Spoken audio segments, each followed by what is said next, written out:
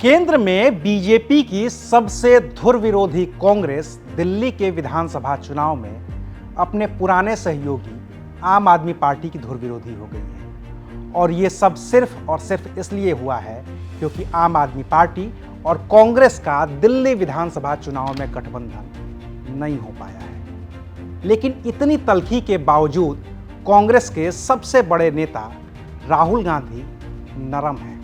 वहीं उनके एक और दोस्त अखिलेश यादव गरम हैं। और इन दोनों की दोस्ती में भी एक तीसरे की ऐसी एंट्री हो गई है जिसने खास तौर से उत्तर प्रदेश के सारे सियासी समीकरण बिगाड़ कर रख दिए हैं। क्या है पूरी कहानी, बताएंगे विस्तार से।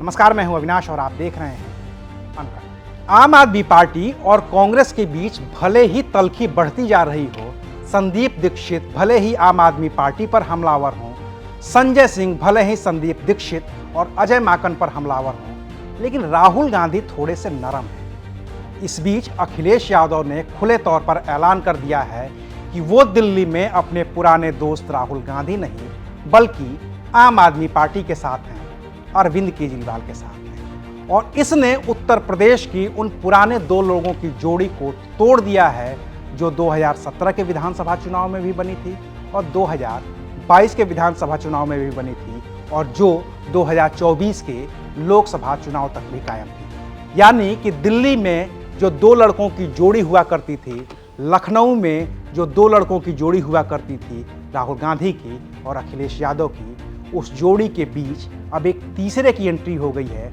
जिसका नाम है अरविंद केजरीवाल।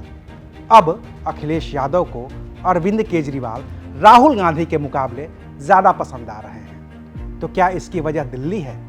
इसका जवाब है नहीं, क्योंकि अखिलेश यादव को दिल्ली में कोई भी चुनाव खुद से नहीं लड़ना है, तो उन्हें आम आदमी पार्टी पसंद है।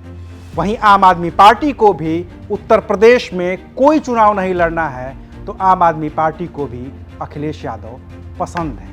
लेकिन क्या ये दो लड़कों की जोड़ी, जिसने 2017 या 2022 में कोई कमाल भले ना दिखा पाया हो, लेकिन 2024 में जिसने बीजेपी को 240 सीटों पर समेट कर रख दिया, वो जोड़ी अब टूट जाएगी? इस सवाल का जवाब पाने के लिए थोड़ा सा इंतजार करना होगा, क्योंकि अभी अभी राहुल गांधी थोड़े से नरम पड़े हैं। और इसका उदाहरण है मिल्कीपुर का उपचुनाव, जहां पर कांग्रेस ने ये कह दिया है कि वो मिल्कीपुर में कोई भी प्रत्याशी घोषित नहीं करेगी। और ये वही मिल्कीपुर की सीट है जहां के विधायक रहे अवधेश प्रसाद अब लोकसभा के सांसद हैं और जिनका हाथ में लेकर राहुल गांधी और अखिलेश यादव तक भारतीय जनता पार्टी को चिढ़ाते रहे। लेकिन अब बदले समीकरणों में भले ही कांग्रेस ने यह कह दिया है कि वो मिल्कीपुर में उपचुनाव नहीं लड़ेगी, लेकिन अजय राय ने यह जरूर कह दिया है कि कांग्रेस 2027 के विधानसभा चुनाव के लिए पूरी तरह से